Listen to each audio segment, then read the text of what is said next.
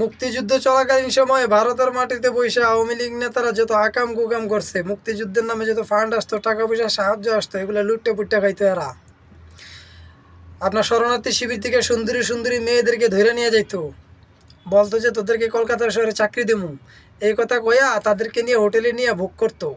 তারপরে এই হারামজাদারা করতো কি, এদেরকে ধরে নিয়ে চাকরি দেওয়ার নাম করে সুন্দরী মেয়েদেরকে ক্যাম্প থেকে নিয়ে যেয়ে পতিতালয়ে বিক্রি করে দিত। অনেক রেকর্ড আছে, কিছু তথ্য পাইবেন অরক্ষিত স্বাধীনতায় পরাধীনতা মেজর জলিলের লেখা এই বইয়ে। আবার অনেক তথ্য কিন্তু সংগ্রহ ছিল জহির রায়হানের আর্কাইভে।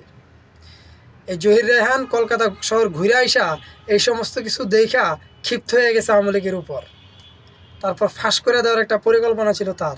এই জন্য স্বাধীনতা পরবর্তী সময়ে একেবারে শুরুতেই জহির রায়হানরে সরাই দিছে এই আওয়ামী লীগ, এই আওয়ামী লীগের নেতাকর্মীরা।